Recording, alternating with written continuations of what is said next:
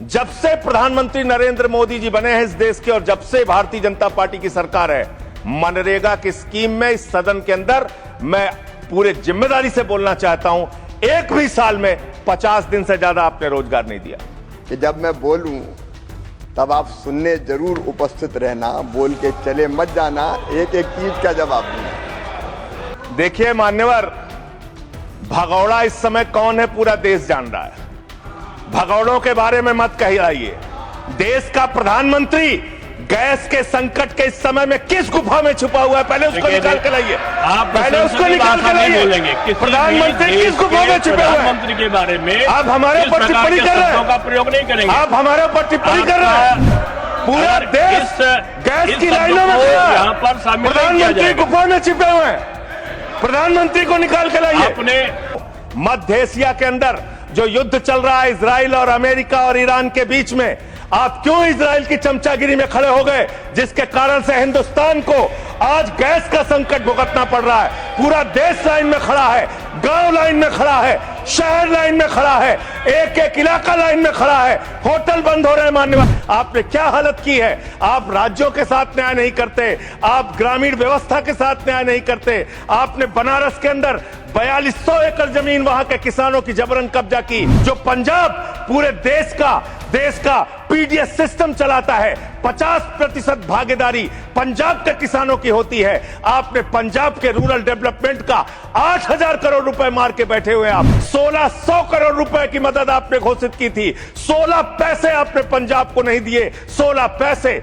ये आपकी दुर्भावनापूर्ण नीति है। ग्रामीण विकास के नाम पर आपने इस देश के गांव में रहने वाली जनता को लगातार धोखा देने का काम किया है। माननीय सदस्य श्री संजय सिंह, 9 मिनट्स। धन्यवाद मान्यवर। आपने ग्रामीण विकास जैसे महत्वपूर्ण मंत्रालय के विषय पर मुझे अपनी बात कहने का मौका दिया।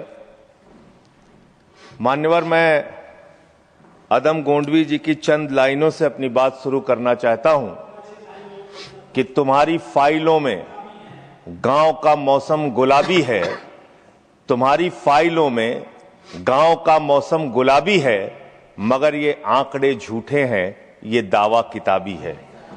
सर, भारत की सरकार ने जब विकसित भारत की कल्पना की है तो उस कल्पना के तहत गांव को कहां रखा है, आपके माध्यम से ये देश को मालूम होना चाहिए। हमारे टोटल बजट का भारत सरकार ने जो पूरा बजट 2026 और 27 के लिए प्रस्तुत किया मान्यवर, उसका मात्र 3.6% बजट ग्रामीण विकास के लिए रखा है। यह स्पष्ट करता है सरकार की मंशा को। यह बताता है कि ग्रामीण विकास के लिए आपकी सोच क्या है, ग्रामीण व्यवस्था को आप कैसे संचालित करना चाहते हैं, कितना विकास वहां पर करना चाहते हैं।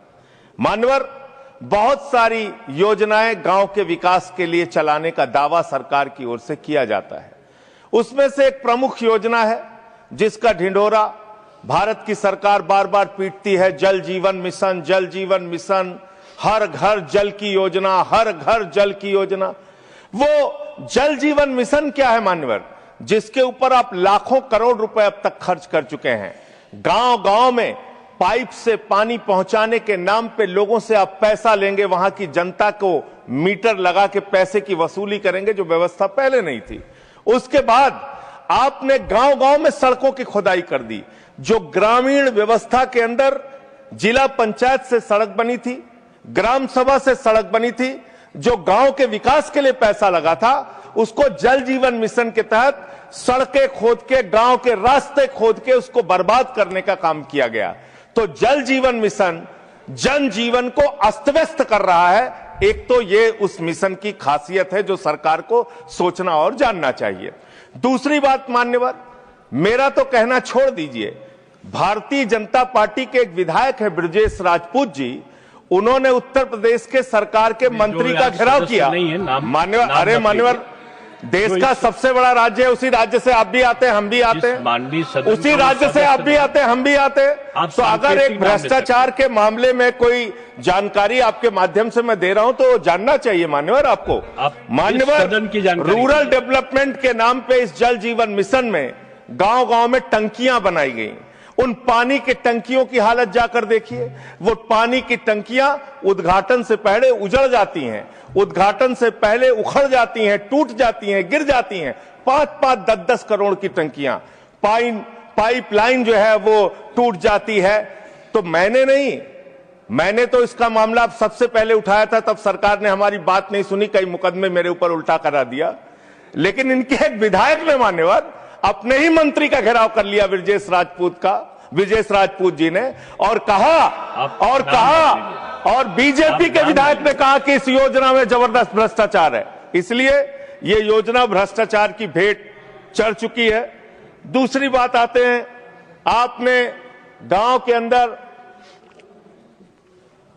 जो तमाम और स्कीम शुरू की और उसकी हकीकत क्या है, कितना बजट निर्धारित किया, कितना खर्च किया।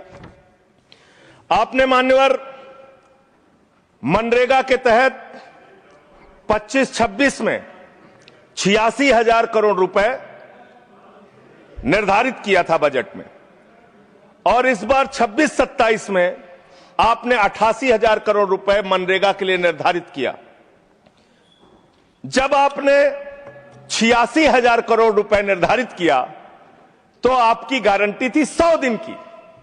जब आपने 88,000 करोड़ रुपए निर्धारित किया तो आपकी गारंटी है 125 दिन की, और आप कह रहे हैं हम 60% भागीदारी करेंगे। पिछले कई वर्षों से, जब से प्रधानमंत्री नरेंद्र मोदी जी बने हैं इस देश के, और जब से भारतीय जनता पार्टी की सरकार है, मनरेगा की स्कीम में इस सदन के अंदर मैं पूरे जिम्मेदारी से बोलना चाहता हूं, एक भी साल में 50 दिन से ज्यादा आपने रोजगार नहीं दिया। मनरेगा स्कीम को आपने मारने का काम किया, खत्म करने का काम किया, और उसके बाद आपने कह दिया 40% राज्य सरकारों की हिस्सेदारी होगी। जो राज्य सरकारें ज्यादातर घाटे में चल रही हैं, चलिए वो भी आपने कर दिया जो आपको करना था। आपने स्कीम पास कर दी जी राम जी की, लेकिन मुझे आप जरा कृपा करके बताइए, आपके हिस्से का 125 दिन के हिसाब से रुपया बैठता है मंत्री जी 2 लाख करोड़ रुपए। तो आपने तो निर्धारित ही 88,000 करोड़ रुपए किया है। तो आप इस स्कीम में क्या सोचते हैं, क्या आपकी योजना है, और कितना आप बजट निर्धारित करना चाहते हैं? यानी कि आपकी मंशा ही साफ नहीं है कि आप मनरेगा स्कीम को गांव गांव तक चला सके। इसके बाद मान्यवर आते हैं, एक मिनट माननीय मंत्री। करना चाहता हूं कि जब मैं बोलूं तब आप सुनने जरूर उपस्थित रहना, बोल के चले मत जाना, एक एक चीज का जवाब दूंगा।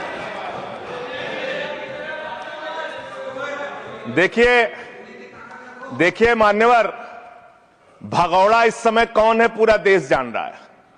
भगौड़ों के बारे में मत कहिए। देश का प्रधानमंत्री गैस के संकट के इस समय में किस गुफा में छुपा हुआ है, पहले उसको निकाल के लाइए। पहले उसको निकाल के लाइए। प्रधानमंत्री किस गुफा में छुपे हुए हैं? प्रधानमंत्री के बारे में आप हमारे ऊपर टिप्पणी कर रहे हैं, का प्रयोग नहीं करेंगे। आप हमारे ऊपर टिप्पणी कर रहे हैं, ये आप हमारे ऊपर टिप्पणी कर रहे हैं। पूरा देश गैस की लाइनों में खड़ा है, यहाँ पर प्रधानमंत्री गुफा में छिपे हुए हैं। प्रधानमंत्री को निकाल के लाइए, प्रधानमंत्री को निकाल के लाइए। मुद्दों पे बात नहीं करेंगे। इस्तेमाल किया है, ये शब्द ठीक नहीं है। अरे मान्यवर, आप मेरा समय जा रहा है महोदय, मान्यवर मेरा समय जा रहा है, कृपा करके समय। जी राम जी पर रात को 1:30 बजे तक मैंने चर्चा सुनी, और जब उत्तर देने की बारी आई तो विपक्ष भाग गया था। इसलिए मैं निवेदन कर रहा हूं कि रहना जरूर, एक एक चीज का जवाब दूंगा, एक एक चीज का। दूसरी चीज है, जो भगोड़ा शब्द है उसको उसमें शामिल नहीं करेंगे। जी मान्यवर, बात करते हैं ग्रामीण विकास की आप बात कर रहे हैं। उज्ज्वला स्कीम के तहत 8 से 10 करोड़ सिलेंडर गांव में आपने बांटे हैं, और 10 से 11 करोड़ सिलेंडर के कनेक्शन लोगों ने अपने आप से लिए हैं। 21 करोड़ सिलेंडर के कनेक्शन गांवों में हैं। मैं आपके माध्यम से इस सरकार से पूछना चाहता हूं, मध्य एशिया के अंदर जो युद्ध चल रहा है इजराइल और अमेरिका और ईरान के बीच में, आप क्यों इजराइल की चमचागिरी में खड़े हो गए, जिसके कारण से हिंदुस्तान को आज गैस का संकट भुगतना पड़ रहा है। पूरा देश लाइन में खड़ा है, गांव लाइन में खड़ा है। शहर लाइन में खड़ा है, एक एक इलाका लाइन में खड़ा है, होटल बंद हो रहे हैं मान्यवर, मोरवी के अंदर गुजरात में टाइल्स की फैक्ट्रियां बंद हो रही है मान्यवर। आपने क्या हालत की है? आप राज्यों के साथ न्याय नहीं करते, आप ग्रामीण व्यवस्था के साथ न्याय नहीं करते। आपने बनारस के अंदर 4200 एकड़ जमीन वहां के किसानों की जबरन कब्जा की।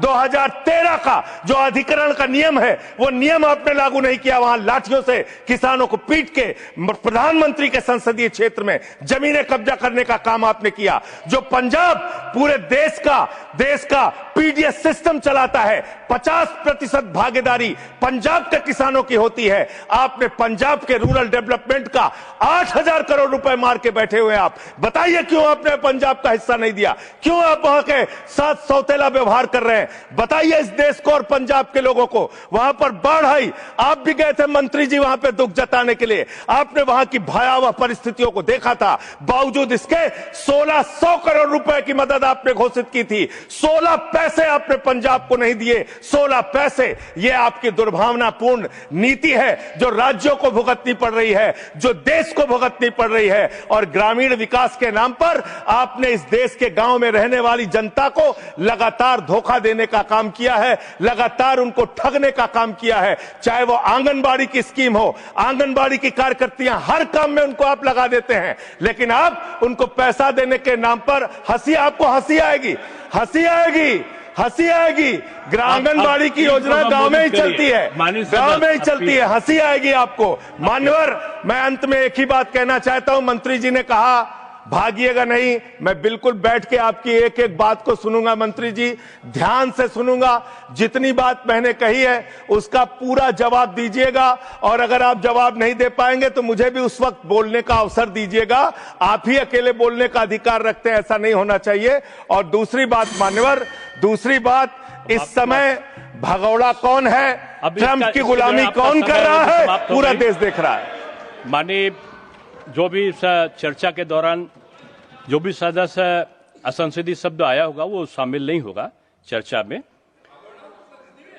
अब अगर है तो नहीं होगा, अगर असंसदीय नहीं है तो शामिल होगा।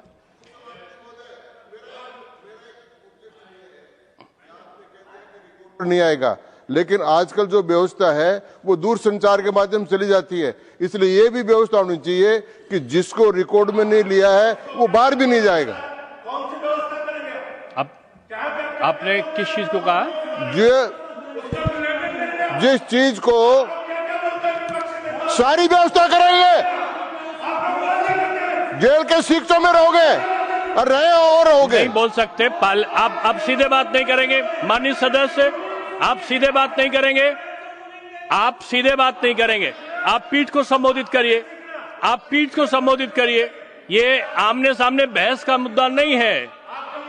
आप संसद में हैं, माननीय संजय सिंह, माननीय सदस्य, आप पीठ को संबोधित करिए। आप इस तरह से बात नहीं कर सकते। Next speaker Shri P Sunil ji. देखिए, मैं माननीय सदस्यों से अनुरोध करूंगा कि जो चर्चा होती है उसमें शब्दों का संयम ये आवश्यक होता है। आरोप लगाने पे मनाही नहीं है, लेकिन आरोपों की भी एक सीमा होती है शब्दों की, उसका पालन करना होगा। और जो इस प्रकार के शब्द आए होंगे जिनमें आपत्ति हो सकती है वो सम्मिलित नहीं होंगे। और दूसरा एक और अनुरोध साथ में है कि हम लोग सोशल मीडिया का, जैसे आपने जिक्र किया, सोशल मीडिया पे हम लोग जो यहाँ पर वक्तव्य होते हैं उनको देते हैं और किसी व्यक्ति विशेष के बारे में हम कुछ विश्लेषण लगाते हैं तो वो वहां पर उपस्थित नहीं होते। लेकिन सोशल मीडिया में जब वो चलता है तो कभी माननीय प्रधानमंत्री जी सुनते हुए दिखाई पड़ते हैं, कभी गृह मंत्री। मैं समझता हूं ये उचित नहीं है। संसदीय व्यवस्थाओं के अंतर्गत वो वही होना चाहिए जो सदन में मौजूद हो।